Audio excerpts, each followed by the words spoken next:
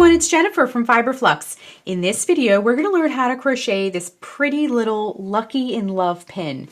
This is a crocheted pin made of a circle of hearts, basically. We're going to make some one round hearts with this. We're going to learn how to sew a pin backing or even a safety pin, whatever you have, and then add a button to the front of it. This is just some easy, like I mentioned before, some easy one round hearts. We're going to just kind of put them together.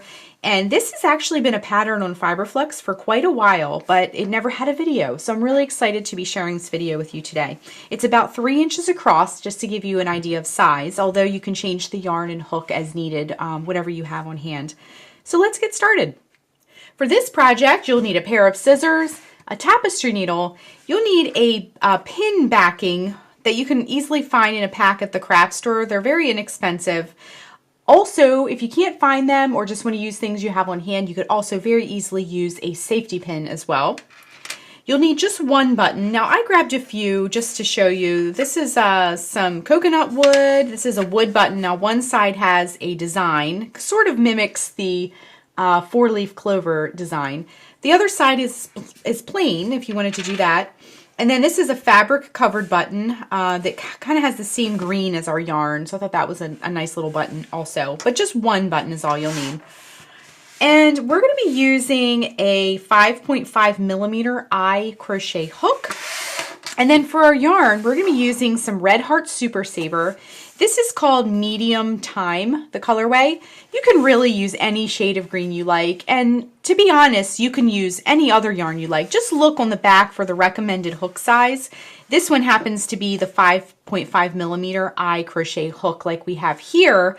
If you do use heavier yarn or lighter yarn, just know that the overall finished piece may be smaller or larger depending on the hook and the yarn that you use personally. But if you stick with the same medium 4 on the yarn weight scale and the eye hook recommendation, your dimensions will be similar to mine. So let's get started. Our pin is constructed of hearts arranged in like a circular shape to create either the 4-leaf clover or the shamrock. The shamrock is 3 of the hearts. The 4-leaf clover obviously is 4 hearts. So you can choose whatever one you like. I have examples of each one on the blog, which the link is down below for that. We're going to make a 4-leaf clover with ours today, and I'm going to show you how to make one of the hearts, and then we'll make the additional hearts needed for the pin, either 3 or 4, and then we're going to learn how to assemble it all together. So to begin, this is really easy. It's just a simple one round heart, and I'm going to zoom way in so you can see what I'm doing here. We're going to begin by putting a slip knot on our hook. Wrap the yarn around your fingers to make a loop, bring the yarn behind the loop, reach in with your hook, bring up that loop and tighten. Next, we're going to chain 4 to create a ring. If you prefer the magic ring, feel free to do that too. Wrap the yarn around the hook and bring it through. That's 1 chain, 2, 3, and 4. Now we're going to join in the chain farthest from our hook, that first one we did, with a slip stitch to create the ring. So insert the hook into the chain farthest from the hook, bring up a loop. Now bring that loop through the loop already on your hook. And then what you can do is sort of open up this ring, because we're going to put lots and lots of stitches into the center of that ring. Also, this tail, we're going to hold along the edge as we go, so it'll weave in that end, and it'll help sort of cinch up the middle hole as well when we're finished our heart. So what we want to do to begin is to work a double crochet first. So wrap yarn around hook, insert the hook into the center of the ring, bring up a loop. You'll have 3 loops on your hook. Wrap yarn around hook, bring it through the first 2 loops. Wrap yarn around hook, bring it through the last 2 loops. Then what we're going to do is work a treble crochet into the center of the ring. Wrap the yarn around the hook 2 times, insert it into the center, bring up a loop. You'll have 4 loops on your hook. Wrap yarn around hook, bring through the first 2 loops. Wrap yarn around hook, bring it through the next 2 loops. Wrap yarn around hook, bring it through the last 2 loops. Okay? Next, what we're going to do is work another double crochet into the center of the ring. And then we're going to make a slip stitch. That is going to cause that little divot that you see at the top of a heart. So insert the hook into the center of the ring and bring up a loop. Now bring that loop through the loop that's already on your hook. And then what we're going to do is work another double crochet into the center of the ring. These are all into the center of the ring. So just work your double crochet, Then work another treble crochet. So we're working on the top part of our heart right now. So treble crochet. If you need to see this slower, just back up the video. And then work a double crochet into the center of the ring. Okay, so the top part of our heart, now obviously we have to shape it up a little bit, but the top part of our heart is complete. Very easy, very fast. Then we're going to work 3 single crochets. So insert the hook into the center of the ring, bring up a loop, wrap yarn around hook, bring it through both loops. That's 1. Then our second single crochet, then our third single crochet. We're coming down the side of our heart now. To make that bottom point of the heart, wrap yarn around hook 2 times. Work a treble crochet, I meant to say first. So wrap yarn around hook twice, bring up a loop, wrap yarn around hook, bring it through the first 2 loops, wrap yarn around hook, bring it through the next 2 loops, wrap yarn around hook, bring it through the last 2 loops, sliding things over to give yourself some space as needed. Then to finish up our heart, we're going to come back up the side and once again work 3 single crochets. So 1, 2, and 3. If it looks a little bit lumpy right now and kind of goofy, don't worry about it. We will get it all straightened out. So pushing things over if you need to still.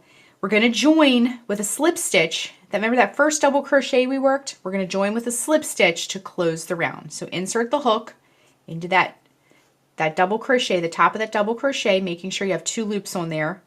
Bring up a loop and then bring that loop through the loop already on your hook. Okay? So now we have kind of a lumpy little heart.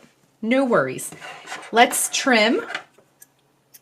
And we're going to wrap the yarn around the hook and pull that tail through to fasten off. So then what you want to do is flip your heart over. And remember that tail we wove in as we went along? What you're going to do is give that a nice firm tug. Not too tight, whoops, excuse me, but tight enough to close up that center opening. Now, what we want to do is sort of shape up our heart, get those rounded parts at the top nice and full, sharpen up that bottom point of our heart, what have you, okay? Now we're going to take our, you might want to give it a little fresh cut if it looks like this. Give it a nice fresh cut and thread your tapestry needle. Flip your heart over to the back and just weave that tail in, okay? Now this will be the back, so if it's not completely beautiful, it's not as big of a deal. Then we're going to just trim, and heart number 1 is complete, okay? We're going to make, I'm going to make 3 more hearts because I want a 4-leaf clover. If you want a shamrock, you can make 2 more hearts, okay? So I'm going to make my hearts real quick, and then we'll rejoin in just a moment. To make your other hearts, you can back up the video as many times as you like. YouTube also has a slow-mo feature if you would like to utilize that as well. So go ahead and make your other hearts and we will rejoin for assembly next. So once you have all your little hearts, whether it be 3 or 4, grab a piece of scrap yarn because what we're going to do is stitch them together. So grab a little piece of scrap yarn and grab your tapestry needle once again and thread it. And then what you want to do is position them. So you want to put them in a spot where all the 4 points are facing inward. Okay, so it looks like a 4-leaf clover. Okay, so you can get the first 2 and make sure they're facing all upward as well. When these hearts have a right side and a wrong side. The right side is what faced you while you worked on it. The wrong side is the back of it. All right, so grab any 2. Put them side by side and then fold them inward. Then what you're going to do is just grab your needle and you're going to pull it almost all the way through like that. And then go ahead and just tie a little knot on there. Again, they're going to be just folded inward like a little book. Okay? Make sure those points are still lined up and then just put a couple little stitches in there. Nothing major, just down the one side. Okay, we're not going to go down any other sides, but this one side to start. And then get them in those points. Now open it back up like that. Grab your next heart. Make sure it's facing, everything's facing the right way. And our yarn is in the center. So you can really go here or here for your next one. Fold it inward, lining it up over the other one, and then just come in with your needle and do a couple of little stitches down that side. Next, grab your third one, and you're just going to do the same thing. Take your heart, sandwich it over top of the other one like a little book, and then just put a few little stitches just up the one side. Okay? We have just enough yarn to get this fourth one on here. Okay, so you can open it back up and kind of examine your handiwork. Now our tail is kind of in the wrong spot right now. We need it to be in the center. So all you can do now is, if you find yourself in the same situation, just take your needle and just bring that back down to the middle, and it'll get you back in the right spot. Okay. Next, grab your other heart, and you're just going to do the same thing. Just sew it right on there. So you can just sandwich that on, line it up, position it how you want it, sandwich it, and then just lay them together and sew those last few little stitches. Just go along the edge.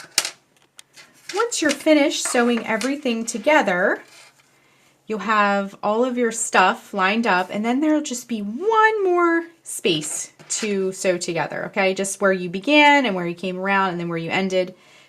Okay, and then you can just, where you began, where you came around, you'll have a little gap there. So just fold those two inward once again and sew. So when you're all done, just go make one more pass in there and don't pull it all the way through. Leave a little loop in there. And I know our tail is getting a little short, but that's okay.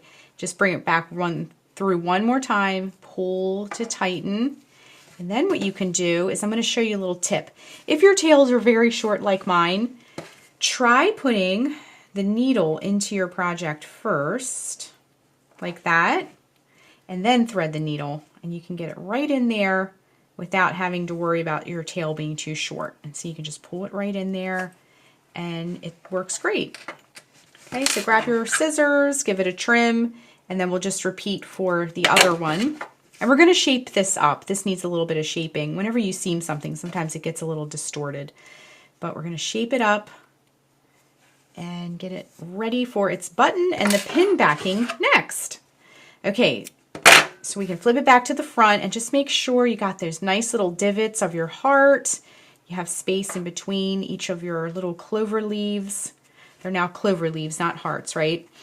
Okay, so we're all shaped up. Everything looks really cute. And next, we're going to do the button and the pin backing. So you want to keep your tapestry needle handy. Now you can try a variety of buttons.